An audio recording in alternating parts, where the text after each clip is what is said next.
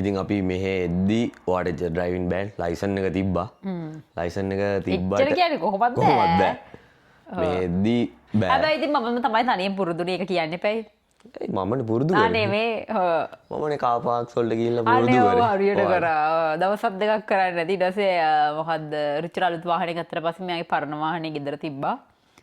ඒකෙන් මම පරාක්‍රම බාහුව ගැම අරගෙන මම අරන් ගැම් අරගෙන වැඩට යනවා එනවා. මම තනියෙන් අරගෙන ගියා මම අරගෙන ආවා. නෑ මම කියන්නේ ආවම මුලින් රිචර්ගෙන් දවස් දෙකක් තුනක් වැඩිය නෑනේ හැබැයි ඉතින්. ඒකෙන් තමයි පුරුදු වුණේ. පුරුදු වුණේ. ඊට පස්සේ මම තනියෙන් අරන් ගිහලා මම පුරුදු වුණා වාහනේ. ඔයා නැතුව මම තනියෙන් ගියේ ඊට පස්සේ. එහෙම. හැබැයි ලංකාවට පදින්න නම් ලේසි මම පදින්නනේ. ලංකාවට අපිට ලංකාවට ගියාම තේරුනේ වෙනස. දැන් මම ලංකාවේදී වාහනේ එහෙම පැදලා නැහැ. අපි ලංකාවේ ඉඳලා මෙහෙ මුලින්ම ආවම මෙහෙ ඩ්‍රයිව් කරන්න අමාරුයි වගේ තේරුණා. ඔව් ඉවසීම නැහැ. ඒ ලංකාවේදී ඉවසීම නැහැනේ වාහන. ඉවසීම නැහැනේ. හොන් ගහනවා. හැබැයි දැන් මෙහෙ ඇවිල්ලා පළවෙනි පාර වාහනේ පදිද්දි මෙයාටත් ඉවසීම නැහැ. ඉවසගෙන ඉන්න බෑ. අර ලංකාවේ වගේ.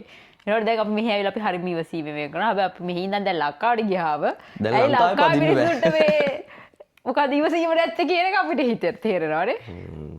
හරි අමාරුයි. මට ලංකාවට ඇවිල්ලා වාහනේ පදින්නම් බැරි වුණා. පොඩ්ඩක් පැද්දා. ඔව් වාහන නැති වෙලාවට මහා රෑ. ඔව් පැද්දා. නැත්නම් වාහන තියෙද්දි නම් පදින්න වෙන්නේ නැහැ ලංකාවේ. ඒක තමයි ඉතින් අපේ කතාව නේ. කතාව.